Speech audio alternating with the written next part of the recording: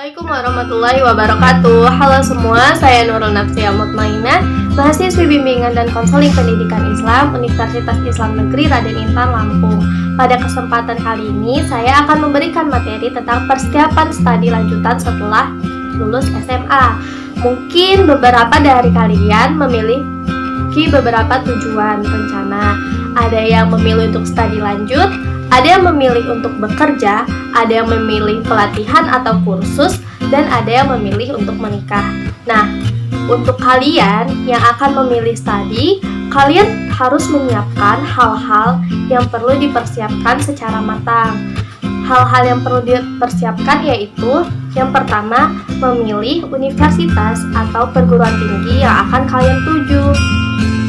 Kalian harus tahu mana universitas yang akan kalian tuju nantinya. Nah, yang kedua, kalian harus memilih jurusan yang sesuai dengan minat, bakat, dan potensi diri kalian, agar nanti ketika kalian melaksanakan studi lanjutan di perguruan tinggi, kalian tidak akan berhenti di tengah karena alasan tidak sesuai minat, bakat, dan potensi. Dan yang ketiga yaitu jalur seleksi masuk perguruan tinggi. Nah, untuk masuk perguruan tinggi itu ada 8 jalur seleksi atau jalur masuknya. Yang pertama, SNMPTN. SNMPTN ini merupakan jalur undangan yang penilaiannya diambil dari nilai raport dari semester 1 sampai dengan semester 5 dan juga sertifikat-sertifikat prestasi dari kalian. Untuk kuotanya sendiri, SNMPTN memiliki kuota 40% dan tergantung pada ketentuan setiap tahunnya. Dan juga penilaiannya dari track record sekolah atau alumni yang diterima di universitas tersebut. Nah, untuk jalur ini hanya berlaku pada angkatan itu saja. Semisal, SNMPTN 2021 hanya dapat diikuti oleh angkatan lulusan SMA 2021. Nah, untuk jalur yang kedua yaitu SBMPTN. SBMPTN ini seleksi masuk bersama perguruan tinggi negeri, yang pada tahun 2019 diubah namanya menjadi UTBK. Nah, nama jalur masuknya itu SBMPTN, sedangkan nama ujiannya itu UTBK. Nah, pada ujian UTBK itu ada 3 kategori yang diujikan. Yang pertama untuk soal dengan jurusan matematika dan pengetahuan alam, yang kedua ilmu pengetahuan sosial, dan yang ketiga ilmu pengetahuan campuran. Nah, untuk matematika dan ilmu pengetahuan alam dan ilmu pengetahuan sosial itu hanya diperkenankan untuk memiliki 2 pilihan jurusan, sedangkan pada IPC ilmu pengetahuan campuran tesnya kalian bisa memilih maksimal 3 pilihan jurusan. Nah, untuk kuotanya sendiri 30% sampai 40%. Lumayan sedikit. Nah, terus untuk biaya pendaftaran tesnya, untuk matematika dan ilmu pengetahuan alam dan ilmu pengetahuan sosial dikenakan biaya 150 sampai dengan 200.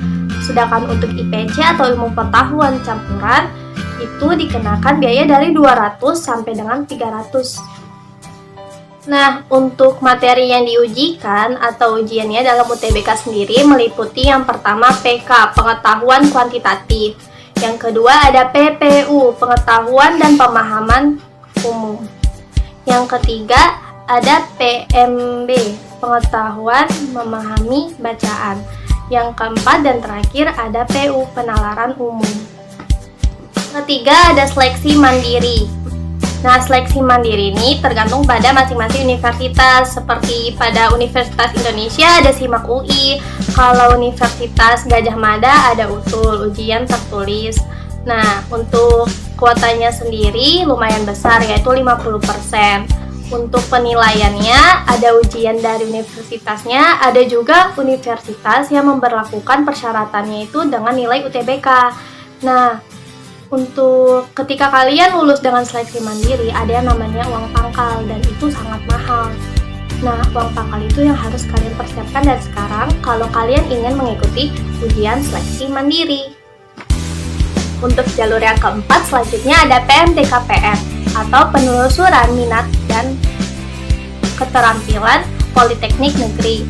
Jalur ini khusus untuk kalian yang ingin masuk Politeknik Negeri yang ada di Indonesia. Misalnya seperti kalau yang di Lampung, dia ada Polinela, Politeknik Negeri Lampung. Kelima, ada ujian kedinasan. Nah, ujian kedinasan ini berbeda dengan ujian PTN lainnya. Memiliki ujiannya masing-masing seperti AKPOL, Akademi Polisi, STAN atau Sekolah Tinggi Akuntansi Negara, dan STIS, Sekolah Tinggi Ilmu Statistik.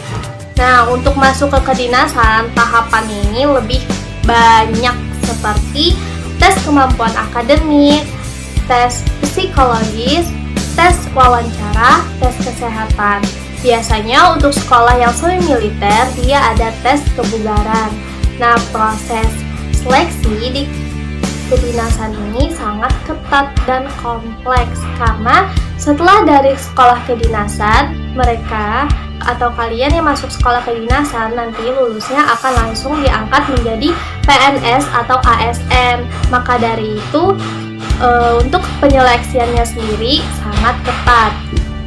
Keenam, ada SPAN PTKIN atau seleksi masuk ke Universitas Agama Negeri yang ada di Indonesia yang meliputi UIN, IAIN, dan STAIN. Nah, ketiganya itu berada di bawah naungan Kementerian Agama Republik Indonesia. 7. Ada jalur SMMPTN Barat. Jalur ini dikhususkan bagi kalian yang ingin masuk ke universitas yang ada di bagian barat Indonesia. 8. Ada seleksi masuk PTS, perguruan tinggi swasta. Biasanya PTS mengadakan ujian yang soalnya tidak jauh beda dengan soal UTBK.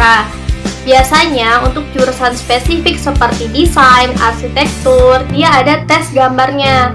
Dan juga biasanya PTS atau perguruan tinggi swasta mengadakan tes wawancara untuk mengetahui seberapa tertariknya kalian dan minat kalian terhadap universitas tersebut. Untuk jadwal normal, waktu tes tadi dilaksanakan Januari sampai Februari itu untuk masuk jalur SNMPTN dan SPAN PTKIN. Untuk Juni sampai Juli itu untuk tes masuk SBMPTN dan kedinasan.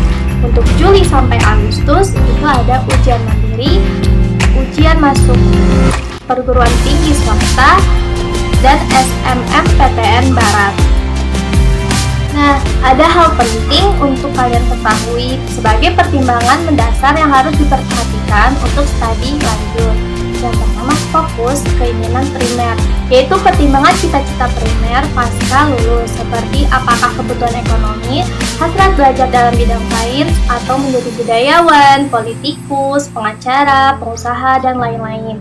Yang kedua, fokus bakat, apakah teknik, sosial humaniora, kedokteran, bisnis, agrobisnis, lain-lain. Yang ketiga, ada fokus kemampuan. Nah, baik kemampuan akademik maupun non-akademik, termasuk di dalamnya daya dukung ekonomi. Keluarga sekalipun, misalnya, fakultas kedokteran memang jurusan yang sangat menjanjikan. Tapi ingat, masa studi fakultas kedokteran itu rata-rata 6-7 tahun, dan biaya praktikumnya sangat mahal. Ekonomi orang tua pas-pasan tentu akan mendapat banyak masalah. Lain cerita jika ekonomi orang tua kalian tuh mampu untuk membiayainya. Dan untuk pemberian materi tentang studi lanjut setelah SMA. Semoga bermanfaat. Terima kasih. Wassalamualaikum warahmatullahi wabarakatuh.